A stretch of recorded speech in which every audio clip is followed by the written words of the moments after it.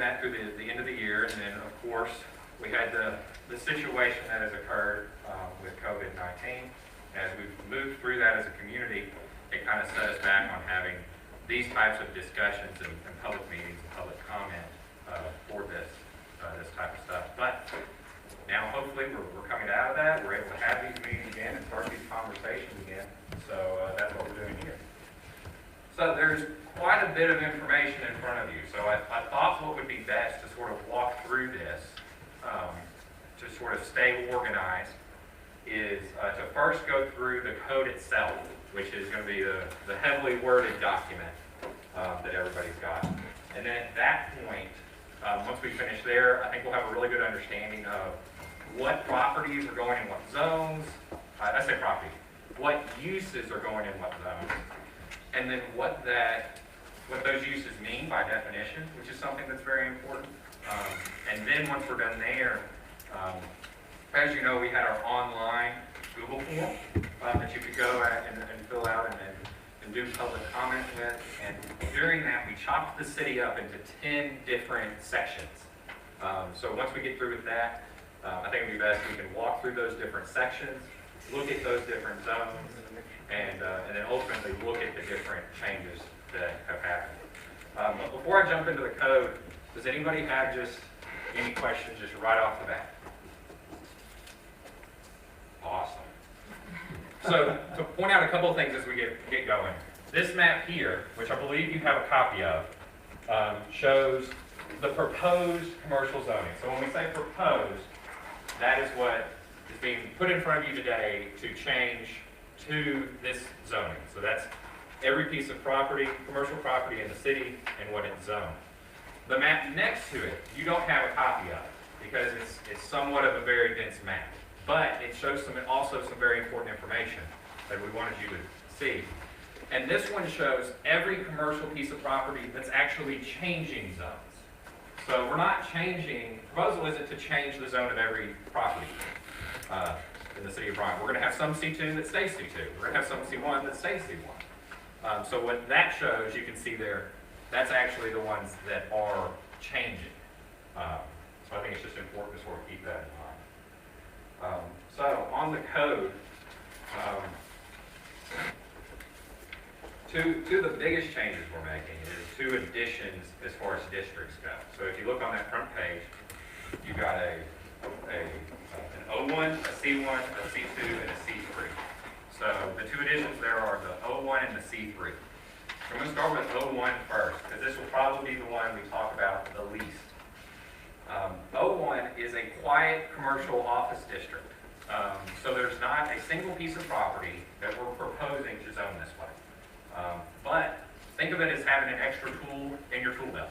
If somebody comes in and wants to take a house that maybe isn't in the subdivision, but maybe on the fringe of a residential area and wants to use it in a use that's compatible with the residential. So think, for instance, like an attorney wants to maybe renovate this house and use it as his law firm. Something that's going to have low traffic, low noise, something that would be compatible with that residential area. So that's what the O1 would be. The reason we didn't recommend any zoning for that is simply because it's the most different zones that we've got. So I think this is something that if somebody wants to request to go into, it would be really beneficial to have.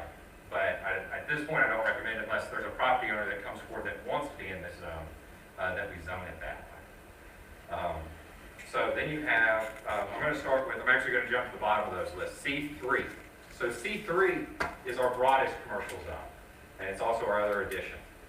What C3 is mostly that's the interstate. So we've kind of put these zones in different sections. C3 is going to be the I-30 corridor and the property surrounding that corridor. The majority of those uses are going to be, commercial outdoor type uses when you've got like car dealerships where you've got outdoor storage or large buildings or what have you that are outside. C2 is our highway corridor. So of course we all know, Bryan, we've got these 2 major state highways that go through there. So that's going to be our C2 sections. And then C1. C1 is everything that is pretty much Not, yeah, C1 is everything that's not either C3 or C2. And I think we've got a whole thing of pins if anybody needs one more back there in that container. So just let us know. So that's sort of the overview. We'll be going from having 2 commercial zones to 4 commercial zones, so doubling them. So I think I've probably told all of you this at least once. I like to think of them as kind of buckets. Right now we're working with 2 buckets, and now we can work with 4 buckets. Gives us the ability to customize it even more so. So does anybody have any questions on the zones that we're going to, or the additions that we're going to, or anything that has to do with those on a broad spectrum? Because once we get done with this, we'll go into those definitions, which I personally think are very cool because I have no definitions. There are no definitions in the zoning code right now. Okay. So, there was one on that page. So what you'll see is the next several pages are definitions. And those correlate with our use table. So if you can go ahead and pull your use table out, either the really tall one, or I think we've got a kind of a smaller one. Both of these are exactly the same. They show the same information. But each one of those uses has a very specific definition. So you notice our first one is automobile repair and service. And then it goes into a definition of that. I'm not going to read every individual definition.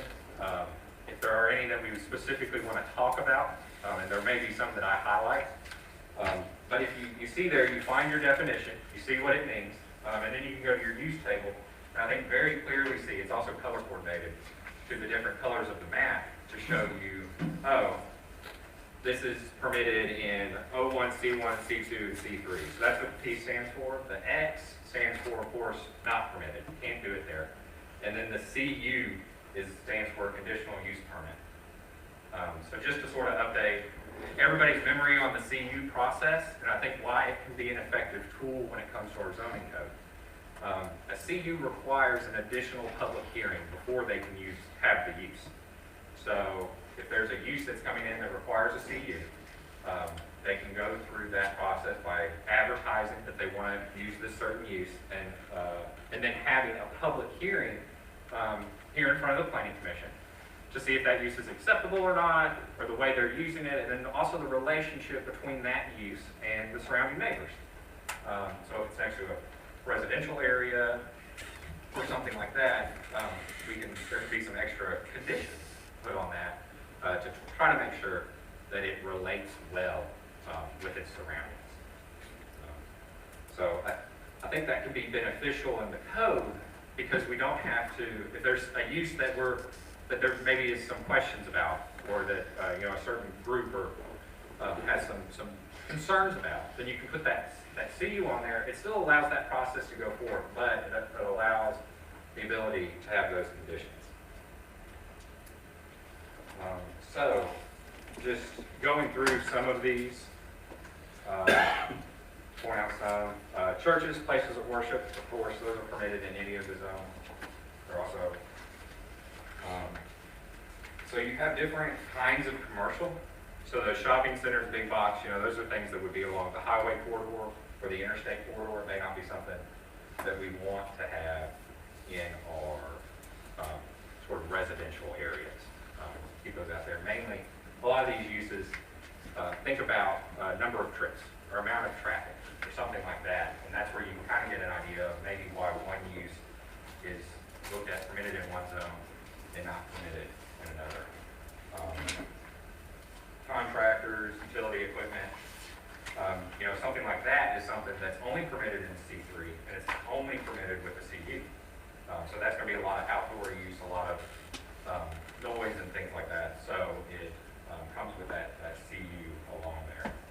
Something else to look at. I think this is a good example to sort of see the flexibility in the code. There's 2 commercial stores. There's a small scale and a large scale. So when you have a big one, there's a certain square footage in the code that says, hey, it's this big. So that's small scale. So it can fit a little nicer into an area than maybe a large scale, which would be a larger convenience store. Another differential there is with restaurants. Restaurants and eating establishments. The delineation there is a drive-through. So we know we've, had our interesting times with some drive-throughs. So what this allows us to do is put some drive-throughs in certain areas where the traffic can handle it, and other drive-throughs can go in places where we know it'll work. I think another point to bring up when we're looking at the uses is the self-storage facilities. On that one specifically, you've got some options there with the external access and internal access. So think of internal access as you walk into it. So you've only got access from the inside. Usually those are the conditioned space self-storage centers. And then the external access is for the C3. So that's going to be your drive up. There's the difference there between whether you permit it in one zone or whether you do a CU in another zone. Usually your internal access, that's a little bit lower of a profile one if it's just the internal or the external. Of course, those can be a little bit lower. Good. Yeah. An example in Bryant where we have hazardous material location. I don't know of any situation we've got hazardous material. I didn't know location. one, I just wondered. But that leads me, I'm glad you brought that up, because it leads me to a certain thought. Something that you gotta think about when you're thinking of zoning for the city is, rule of thumb, you gotta have somewhere where a use can happen, in most cases. So if there's a use out there, like hazardous, something like that, then it's gotta have a process of which it can go through, to occur. Now, that's what we're doing here, is setting those rules for those uses to occur. And that's why it's important at this point to really be clued in to what's occurring, because this is when the rules are made. I know so many times we'll get a project in and maybe it's not the most exciting, or maybe the use isn't there, but the code permitted it. So in a lot of cases we're legally bound to walk them through that development process and guide them through those rules that we have in place. So it's really important that we set the rules that, we, the people that work for the city of Bryant, the people that represent the city of Bryant, and the residents themselves of the city of Bryant understand as much of this as they can, to really gather how their property and how their homes and how their community and city is going to be affected by this, because this can really change the direction of a community one way or the other. So how could hazardous materials as opposed to a filling station having gas storage and hazardous having gas storage? That's hazardous, is it not? Flammable? Well, let's check out our definition real quick, because usually these are pretty good. Hazardous material use or storage. The use or storage of hazardous, flammable, corrosive, explosive materials except as may be otherwise allowed by separately listed use. And then you're comparing that to a gas station, correct? Mm-hmm. So I think, I'm sure Ted Taylor, our city engineer, could give us a full description on that sort of stuff. But I think there's a different definition there between hazardous material and maybe like gasoline. I would think that would be something different and wouldn't be listed as the same. I think we were talking about, JP said hazard would be something that's stored on the ground, where gasoline type items are stored in the ground. But some of your contractors have above storage containers for their trucks. Yeah, and so like a fueling center on site. Right. And I think that's something that's still permitted and allowed through the proper channels of a commercial lot. And it's something that we've talked about before at different levels, putting in certain regulations for if you've got fuel on site. Not as much as a gas station, but let's say you've got outdoor storage and you move a bunch of rock around and you need a propane tank on site to fill up your forklift. Well, okay, in that situation, you've got this flammable, at least, material.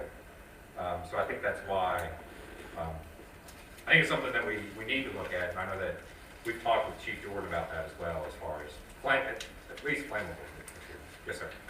Our water treatment facility, Yes. I mean, that's probably the highest toxic thing we have Right. around here. Mhm. Because when we had a leak a few years ago, I mean, a small leak was bad. Yeah, that's a big deal. Big deal. Uh, Talking about chlorine? Yes. On your square footage, is there any delineation between heated and cool space and non-heated cool space that anyone can get around? I When didn't see it in there, but maybe I missed it. you're talking about self-storage, Well, any kind of these things, when you say it's under so many square feet, is that heated cool space or total space under roof? oh, I see what you're saying. I think for the most part, we do that square footage off of the heated and cool space threshold. Because I think for the most part, the standard is measuring by that threshold of what's heated, cool versus what's not. In residential, in commercial, do we still have that? 'Cause you could have an uncooled warehouse space That's true. that, and That's then what just I'm a few hundred square feet of cool. Yeah. Or you got an area where you got a small building and a big yard full of information, is that covered in this, is my question? I don't believe so. I don't believe there's a definition for square footage, like the measurement of square footage. But I know as the commission knows, we've gotten some, have had to deal with certain circumstances like that before. So maybe one thing we can do is put a definition in there of that square footage, of how the square footage of a commercial structure is done. And at that point, probably do sort of a market standard. Lance, do you have any idea? I mean, is there a market? Well, I mean, we're just gonna have to define it in the definitions, because I mean, they're right. I mean, you could have a building that has a 500 square foot office with the size of a double garage and have 10,000 square foot of warehouse. Right. I mean, it just says square feet. It doesn't define it, and I think to make it clear, you define in here whether your trigger is heated square feet or unheated. Do you think maybe like per definition, when the definition is listed with the square feet, I mean, if it's a convenience store, we're worried about the It's heated gonna and be cool. heated and cooled. If it's one of the other districts, like, I saw 5,000 feet in one of them, yeah, institutional, which is probably gonna be heated and cooled too. right. But there would be some, maybe like you were saying, like a warehouse district or something like that, or where, you know, that's going in, and in that case, we want to measure that just like total square feet under roof, no matter if it's heated or cooled. But I think I would define in these definitions, because most of them I'm reading here are heated square feet, like office, small scale. You know, generally does not exceed 10,000 square feet of floor space. Well, if it's an office, it's gonna be heated square feet. Right. Right. I think the majority of them are going to be that way. I only think there's going to be a few. But I appreciate that level of detail, because that's something that we might have to come to later. As many of those as we can catch on the front end, the better. So do we all kind of like that idea of going through those definitions and either marking it heated or cooled or under roof? I think Depending it'll on save it. us time down the line. Yeah, depending on if it has some sort of use that could possibly be done outside, or without being heated or cooled, sorry. Okay. Any more questions or conversations, any other points? Yeah, I've got a list. Awesome. Definition here for automobile repair services. I don't know any automobile repair place that complies with this currently in the city. Where it stipulates does not allow overnight outside storage of vehicles for more than 5 days. Every garage that I have ever visited has outdoor storage. So I don't really think that's necessarily a good idea to surprise those business owners with new regulation. Yeah, I think the attempt there with that sentence is the same vehicle, not vehicles overall. I stand by my previous statement. Right. I see Most of your. them have derelicts, so they're gonna do something. Yeah. No, Or the people have much money to pay for the repairs, so they're holding it until they have it there. We have that on, Roman Road now. And I don't even think if you change that to 30 days or 60 days, it changes the situation any. So, And maybe one thing we can do, just a suggestion, obviously mark through that, but then come back later and do a extra screening. Maybe if the attempt is to not look at the vehicles, not see the vehicles all the time, or to help with the review of broken down vehicles from the street. Yeah, then you're gonna get into material standards like you have with buildings. It's gonna be cost prohibitive, pretty low maintenance for low profit business. Well, Maintaining is the biggest issue we have, I've seen in the past, and someone puts in chain link fence with a wrap or something around it, where those drops go into chain link or netting, Yeah. and they don't maintain it, because I know Coach talked about it, you gotta stay on them all the time, to maintain a facility like that. There's one on access road now. I mean, and another option of that isn't just fencing, but also landscaping. So it could be a deal where if there's a certain use like that, then there could be additional landscape requirements that go along with that. But I understand the concern about that. The other concern is all the costs you just ascribe to that business. So, Yeah. you know, I am sensitive to those things for our. Well, and I think you bring up a good point, and that's that, okay, we all of a sudden pass this code. So what does that mean for everybody that's out there right now? What does that mean for people that, you know, may not meet a certain sentence of the code, or a certain portion of the code? So currently, those would have a grandfather status of whether that be a use, because maybe maybe they have a use in a commercial zone that's being changed. So maybe you were able to do your car wash in C1, but now car washes are only in C2. Well, as long as they continue to use that use and keep that grandfather status in C1, then they get to have, then they're good, they stay there. But as soon as that changes, or as soon as that site plan gets modified, comes back through for a modification, then that's where they have to update themselves to the new portion of the code.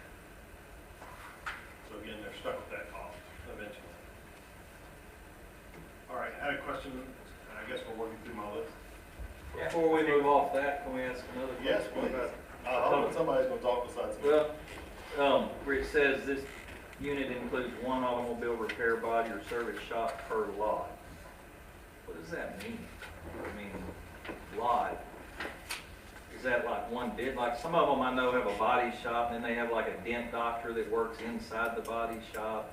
And they, I mean, you go to these places, I don't know if you've ever had a fender bender trip, but I mean, when you go, it's kind of a one-stop shop. I mean, they may have 3 or 4 different businesses inside the little business. Right. Pat fixes, I don't know if you're familiar with him on Spring Hill Road, I mean, he fixes lawnmowers, he works on cars, he sells lawnmowers. I mean, you know, his sons work there, and I don't know, they own one of the businesses, he owns others, but there's several things going on in that one shop, but it's all his business. Yeah, no, and, I mean, I totally get that. I think it'd be a, you know, the building, the structure is the shop, or whatever. So that you're is. calling the actual building the shop. So this should include one automobile repair by or service shop per lot. Per lot. Okay. So Pat would be able to continue doing what he's doing if he fit the zoning right here. But if he built another building, he would not meet this guideline If it was on one lot. on that same lot. Well, he could keep doing the same thing, it's just there couldn't be another business operator. The way this reads, if he expands that shop, he then can't do outdoor display of merchandise, which he does. So he'd be caught. One automobile repair body or service shop per lot. What if he's using it for storage of inventory? Just a message. The intricacies of a code. Okay. I mean, You we answered can, my question. we can modify that language if you'd like. I think we need to have some type of guidelines, but interpretation is one automobile repair body or service shop per lot. I think my objection there is, what I don't want to do is, if he expands the building in this particular case, Yeah. he's not forfeiting the grandfathered status of the other business lines of business that he has. You know, that if he's changing the building site plan, all right, that's fine. He needs to adhere to those new codes, but doesn't lose some grandfathered status from other lines of business. Well, I think, I mean, usually when you lose your grandfather status, you lose that across the board. Exactly. And I think that's pretty pretty standard, for all, building codes, even getting into the professional ones as far as, the water and electric. You know, when you go into a house and there's knob and tube, and you open up a wall, you then have to redo the whole house, you don't just do a section of it. But that's just electric, True. not a whole other classification. You have to do plumbing, it's electrical. No, but this is a zoning code. So, Truth apple. No, maybe it's not the best one. So what else on your list? so, I mean, let's ask it, I mean, I'm back on this, like Everett. Yeah. All right, they have body, they have service, they have Sales. sales. This unit includes one automobile repair body or service shop per lot. Would they conform with that? I mean, I see it under one roof, like under one. We can modify that section though. I'm just confused. Needs to be- I'm not trying, I'm Needs not, to be massaged. Yeah, well, I think we can just, I just don't wanna affect some of our Current business. current businesses and future businesses. I mean, it needs to be clear. We're saying you can only have one automobile repair, one body, and one service at one location, correct? Not one of each. yeah. If we want to change that verbiage, Let's make it clear. yeah. So I think you can get out of the per lot thing Okay. and just have it, you know, these are the applicable uses, here, and just leave it open for the establishment. So whether, because you know, just as well as I do, we've got a lot of pieces of property that it's one commercial organization working on even multiple lots. But they own all the lots, so it's there. So I think we can get rid of the per lot in that, and clean that up some Well, more. Walter, can I ask one question, just right in that area? I had marked, under the B, automobile sales and leasing, small lot. It says this unit does not include recreational vehicle, large vehicle. What is a large vehicle? Is a suburban a large vehicle? No, I think the definition there is looking more for like something larger than your personal, you know, family automobile. What about So like a, 3/4 ton, half or 1 ton trucks? I was thinking more like 18 big rig, yeah, the semis, the big tractors, Okay, dump trucks. same thing, if you don't specify it, people are gonna read it through a different way. Yeah, so we can better define that to maybe descript those, to list an example of semi, you know, dump truck, well, I guess, or some, RV, Good about the I mean, size. what is, yeah. well, yeah, the recreational would be vehicle. RV. It's just looking at that large, Those would have more than 4 wheels, wouldn't Pickup truck, that's one for. Yeah, That's they are. true, you're right. Pretty dooley. That's true, that is true. I think that would be a really good You description. could say commercial industrial vehicles, Recreation. that would cover anything over Yeah. a truck or a suburban. That would be good. Yeah, I think that's a great recommendation. I think we can definitely go with that. So next the large and do the commercial and industrial. We've already got recreational vehicle in there. So it sort of covers anything of that oversized vehicle description there. Good job, there. Any other, have we gone to your list yet, Walter? No, we went. Definition Q, Well, we got anything else on that area? We're talking about automobile, repair shop. Do we just want to kind of keep going down through the line, and then as we get to, We do have some public comment that he was waiting. all right, the public comment, I appreciate everybody coming.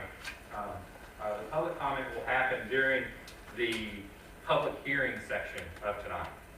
So That's that specific thing, it's not half-ton trucks, that are commercial. Once you go with gross vehicle weight, okay, think about it. yeah. Thank you. Appreciate it. we'll call on letters and go that route? Sure. All right, call them out. Okay, so going in, we were on A. No, we got to C, didn't we? Yeah, we We got to did. C. So D, child and adult child care centers.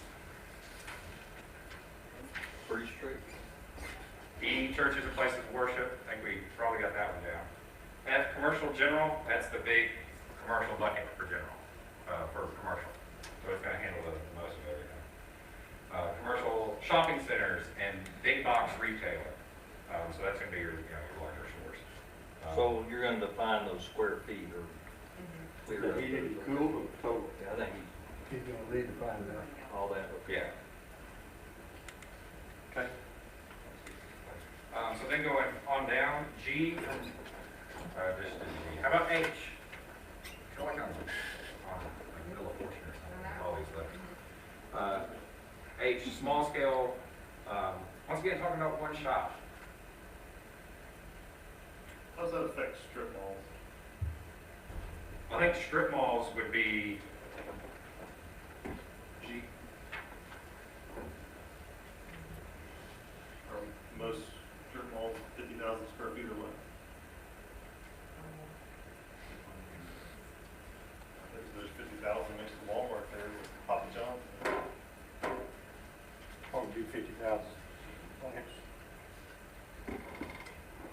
I'm just asking where they fit. I just don't- So I think one thing to take into maybe effect there is also look at the uses, the use table on those. Because if you look at smart commercial, small scale, and then the big box. So the big box is something that's generally 50,000 square feet, where the small scale does not exceed 5,000 square feet of floor space. So, the small scale would be something that would have to be under that 5,000. And then the commercial, when it's described, the big box, the shopping center, when it's described as a 50,000, but it's described as generally. So I think that leaves the definition there to take into more than just, 50,000. I think it could be anything that doesn't even meet that 5,000. Is this 5,000 per lot or 5,000 per rentable space?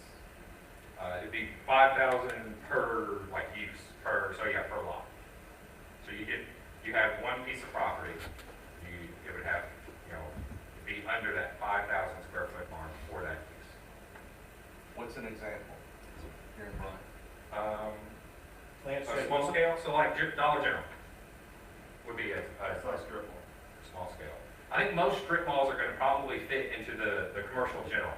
But Dollar General would have over 100 trip ins and hey, Lance, what size building do you have? Our building's like right at 20,000, as an example. So 5,000 would be Very small. very, very small building, 50,000 is very big. big building. But I get what Walter's saying. I mean, what if you have you have, say, 50,000 square feet building, so that's a pretty big center. But you're saying on one lot, but you have like a dental office in one and a plastic surgery in another. And are those each ones considered lots because they're different uses? Now, I think in this case, I'm sorry, I may have gotten ahead of myself.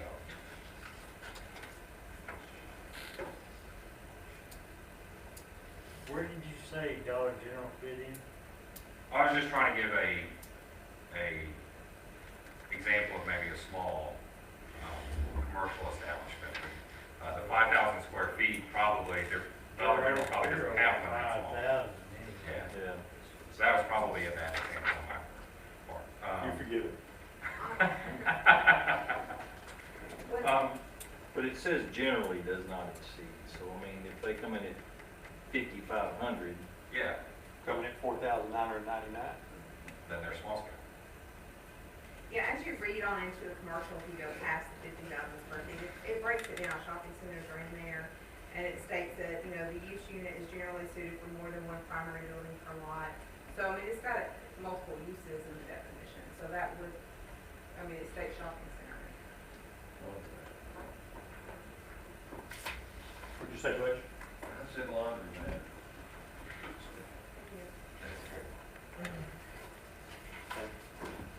Any other comments on that letter?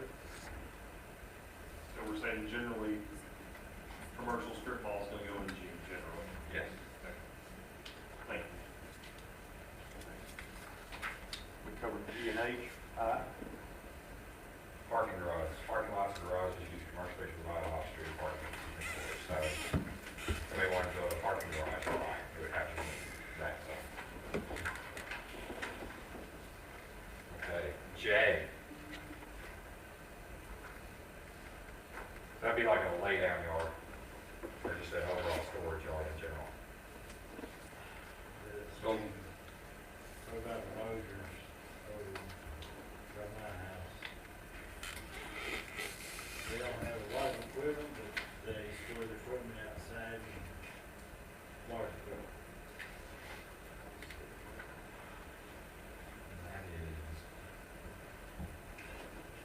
says, They're located right here, correct? Aren't they, I think they're that lot. Pink, I think it's a C3. I think the pink is that stormwater detention that's next door to them. Because that's two distinct lots there. so you're saying it's conditional use? Yeah, it can be done with conditional use. So, for instance, for Mosier, so they're in C3. If they weren't there and they wanted to be there, they have the right by grandfather status at this point. But they could go through the conditional use process and then obtain that right, or somebody else wanted to do it. Also, as long as the use is in use and the use transitions to a new owner, the use is consistent within the code. I think we talked about that earlier. Does that answer your question? Okay. So up next we have K and L, and then we kind of talk about them together, the convenience stores. So the small scale is talking about one that's not exceeding 2,500 square feet in gross floor area.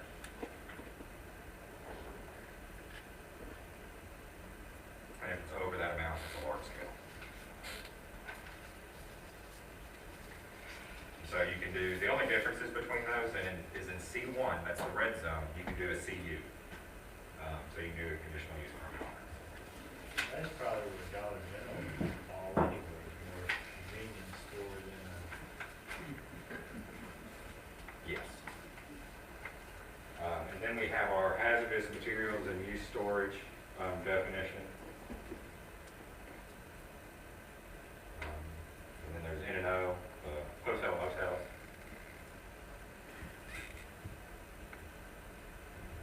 P is overall industrial. Q, institutional. and my question on this one was the term lodges, you define that as the city sees it at the moment. Lodges, that would be like the fraternal lodge. Yes, it'd be those types of lodges. Okay. I just wanted to be clear, because hotel, motel, lodge. Oh, yeah. I want to be clear what we're talking about. Maybe there's room for clarification. I don't know much about What? lodges. If you were worried about the lodge's name, I think we could probably take lodges out of there. I think most people would make the assumption that a fraternal lodge is also a club. Okay. So then we're not getting confused with if a lodge is a place that you're staying overnight, or if a lodge is a group that you're accompanying with. That might be good. Okay.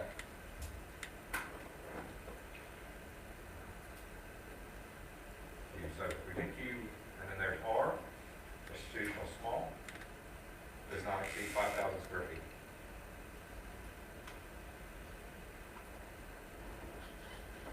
S, live work units. My question here was, is this where a home office would fall if somebody needed a permit or whatever to? So a home office would actually be more done by, we've got a separate group that's a separate ordinance on live work from residential. This would be live work from commercial. So let's say you own a laundromat or a storage or whatever, and you had somebody living on site. Then it's appropriate for them to live and work on site in a commercial context, where the residential is handled by the other ordinance. So how would that property classify? Would it be mini storage or would it be forklift unit? It would be both. The live work unit is permitted in any zone. So you have to ensure that all the uses conform to the code.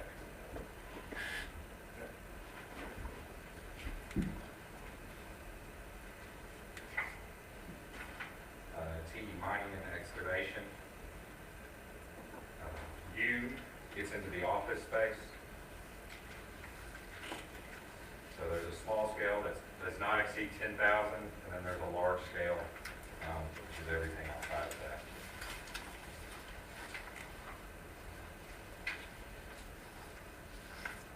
So unit X, open display, commercial. So there's two sorts of sections with that. It's whether you can have display out in front 24/7, or whether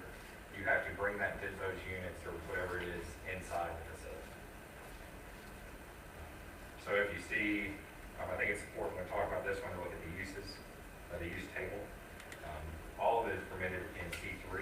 So I think in that case, open display, 24-hour permit, the car dealerships. They're going to be out there the entire time. It's also permitted there to bring yours in. The open can also be done in C2 with the CU. So in that case, maybe there could be some other conditions, or at least a conversation with the public about this use specifically at that time. And then you can leave them out there with the C in C2. You have to bring them in C2, and then you can get a CU for outdoor use, non-24 hour in a C1 zone. Okay. Let's move to Y, personal care. I think that one's pretty straightforward. Z is public or semi-public places. Double A, recreational vehicle park. D, Back on double A, Yeah. over at Indian Springs, is that 30 days? so I believe that their stuff is over that 30-day time frame. So they would be grandfathered unless they enlarged it. They need to find under different definitions. Yes, so you're talking about, I'm sorry, going under the 30-day. So at that point, they'd have to follow our,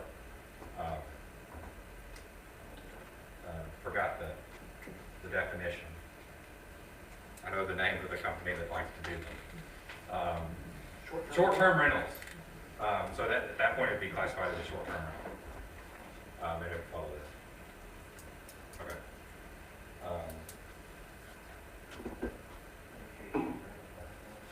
Yes. So then you have your eating establishments. I think we sort of discussed that earlier, the drive-through, non-drive-through. LD, the sales and service operations. E, salvage yard. F and G are the self-storage definitions. H, transitional housing. And then the I and the J, there seems to be a pretty big definition between large and small animal clinics, so that's why that's there. I had a comment about JJ. Yeah. Not that I know anything about miniature horses, but, would a weight break over there between generalized weight be good to define what's a large animal, what's a small animal? I can ask, I think that could be a good idea. I'll ask our animal control director. There's a definition that they use there. I understand there's some pretty small horses, and that might get into it. I think that's a good point. We'll look into that. Also pigs, pot-bellied pigs. Sounds like some experience speaking from that. It's your cows now. Yeah, Under cow. yeah, probably be by weight. Okay, so I think with that, we've made it through the bulk of the definitions. And we've been working our way through the use table. I think at this point, I'd like to, and I know we're running sort of tight on time now. Did anybody have any specific concerns with specific zones as far as what property was zoned what? If there was anything that really jumped out? I will say we can talk more about this during the public hearing as well later on in the planning commission meeting. I think we answered Walter's questions. How come y'all didn't do your homework? I did read through them, but I think you got some very specific questions, and I think they were great. For the sake of brevity, I'll delay my other two questions. Say more, I can. I have a question. The small storage, cold storage places over on Raymar, is that on residential property or is that been deemed commercial of some sort? Probably Okay. CU because little it's been there forever? warehouse building that sits Yeah. right there on that corner. That is a consistent use that has occurred there. So the use that has occurred there has continued to occur there, so it has a grandfathered use there. Well, it was closed down for a long time, and then went back. They gave us some material at the time that showed that there was a consistent use there. Wait, where you talking about? It's a cold storage, little building, it's over on Raymar. It's in between the entrances to Meadow Lake. Okay, we'll go to section 6.3. Area requirements. Yes, the area requirements, I think we can go through that. So one thing that is sort of a change from what previously we had is our required buffer between the residential and the commercial. So if there's a commercial lot that abuts the residential, then it has to have a buffer, but in this case, what we've done is we've turned it into a multiplier. In the past, it was either a 50 or 55 foot buffer that was automatically required. In this case, it's a buffer. And then you can see the minimum lot requirements for each one of these. So in this case, and in C1, it's got a minimum and a max. Because C1 is supposed to be sort of a smaller style use. And then you've got your setbacks and your interior, exterior, and rear, and then also story requirements as well. Is there any specific questions about What we were talking about? So I still have a little heartburn over the C2 and the 15 foot. We've done a lot of rezonings, and I know it's tied to a multiplier. We have rezoned a lot of property in the city to C2. And as I've sat here for 15, 16, 17 years, I've told the public that there's a 50-foot setback. But when this changes, all those go to a 15 unless they have a wider lot, correct? So they go to, are you talking, when you're saying 15, are you more referring to as the interior or exterior setback? So if it's off the side? Well, this is say the rear, the 25. I mean, Okay. they were told, I mean, it could be the side too, I guess. And I know 50 can be exorbitant on a small lot. Well, if it was in the rear, that's times 3. Okay. So that'd be 75 in the rear. All right. It's times 2. So on the interior side, I guess it depends on which is the front, that, Right. so they could have as little as 15 feet. Right. When we've been practicing 50 feet. Correct? When you're talking about abutting to commercial. Residential. Residential. That, it would be 30 feet instead of 50 feet. Okay. Of course, if we want to take that number up some, we can either, I think, I'd recommend changing the multiplier. You know, you could do a 2.5. And there's just some areas that I know pretty, I mean, there's some residential areas that is a big deal in a lot of public hearings, and we hold them 50 feet. So do we need to do the multiply by 2.5, would that get closer to what you're talking about? Well, I mean, we're not, this is a workshop, I just want to Suggest that. think about it a little deeper and investigate it. I mean, I know that on the investigation part, and Colton, correct me if I'm wrong, Colton went through and looked at a number of the lots to sort of see how they work out with these regulations. And I think the vast majority of them did work with these regulations. Of course, in any circumstance, there's going to be ones that don't, but there's ones that don't fit with our regulations right now. some of the ones that, I mean, C3 pretty much it appeared to me was staying about the same, right? As what we've been practicing. I mean, when you multiply them out, most of the areas I was concerned with, I saw in the C3 had kind of overlapped into those areas. Something that you could do, I was just doing some quick math with the calculator, is you could change the interior requirement against residential to a ×3. If you did a ×3, that would bring it to 45 feet. And it would also match the multiplier that's for the rear as well. Of course, and I'm of the term, I don't want to hurt, I mean, I'm pro commercial development, so I'm not trying to hurt that. I just want to make sure we've considered some areas where there's been this room full of people in a public hearing not too many years ago that we rezoned, and I looked at my eyeball and said it'll be 50 feet. Right. I won't be able to have an answer for them. Well, I think that's part of going through this process is understanding, I mean, I think we can all sort of agree we're in a place where the code needs to be updated. And it's figuring out a way to update code, that can still meet, all of those things that, you know, the residents and the leadership and the representatives, of those people. Which one were you talking about, multiplier, before Lance asked that question? Well, he's answered it. I mean, we can talk about that. I don't want to get too deep into it. We're behind time. The only other thing I want to be careful of is, I mean, we've got 43,560. What if someone has 43,565 square feet? I mean, are we gonna tell them, no, they can't build that building, and you've got a minimum lot area?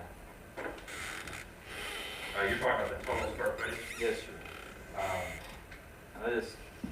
You get into, I mean, lots aren't exactly 1 acre. I mean, do they give part of it as right of way? I mean, what happens in that scenario? On the Well, I'm just minimum using, side of it, so you're saying if they came in, and let's just use O1 for example. it's If they came- 43,500, I'm sorry, 50 square feet. It's 10 square feet short. Sure. I know a lot of lots that you're in your C3 zone Yeah. that aren't an acre. Yeah. You know, they're 0.95 of an acre. And they're gonna be zoned C3 because we're doing it all down the interstate, but they don't meet that requirement automatically. Right. Well, I mean, I think the lot area square footage is to sort of try to help guide those different zones to the different size lots that are sort of appropriate for the uses. But I think it's something that, to get the overall gist of the code isn't completely necessary. Because then if you took those lot requirements out of there, then it frees up the, Yeah, I just wanna make sure that, you know, someone like 10 feet short sitting on the interstate, yeah, and what are we gonna do with it? right. Or what if there's more than 10, or, you know, then they've got a lot that then becomes devalued because it can't be done anymore. Cause So, I've sold, owned, been involved in a lot of those, and there's a lot 0.85, 0.95. yeah. They're below that 43,560. So should we have a down below that number? Maybe there's a, where you have to have a variance or a waiver. We've done it in our other codes to where administrative approval through the DRC or something like that, if it's a lot, it's less than that. Yeah, I think actually that's a really good suggestion. We could do something where this sort of to set the tide of where we'd like it to Exactly. go. And then if there's something that comes one way or the other, and it meets the point of the code is, then it can be approved to be an administrative official and DRC. That's administrative official, I like that. Sounds good. That's you, isn't it? Good job. Deemed as of the mayor. Yeah. So- Today he is. Real quick question. Sure. A point of contention with residents in Ward 2 are car lots Yeah. in Ward 2. So the way I'm looking at proposed commercial zoning is that with the proposed C2 area, that would just be a conditional use for a small dealership in that area. Right, correct. So once the current dealerships, which by the way, they've been great for our community, we'll point that out. If they were to ever go away, then it'd be rezoned and it would be tough to get a car lot into those areas, right? Yeah, so if there was a car dealership in C2 now, and the car dealership went away. Now, if the car dealership sold to another car dealership, they could still be a car dealership. Yeah. But if the car dealership sold to a restaurant, Yeah. and all of a sudden the car dealership turned into a restaurant, then the car dealership could not come back. Okay. Without, and specifically, Yeah. No, specifically in C2, it'd have to have the CU to come back. I know there's a lot of people in Ward 2 watching this right now, and so that question was asked to me before I got here, so. So if they could locate there, we just have to have a conditional use hearing. The Yes. public would be invited. Yes. You would see if it's in harmony with the public Right. surrounding, and then there'd be a vote that you would give it to them. Are there any other specific questions?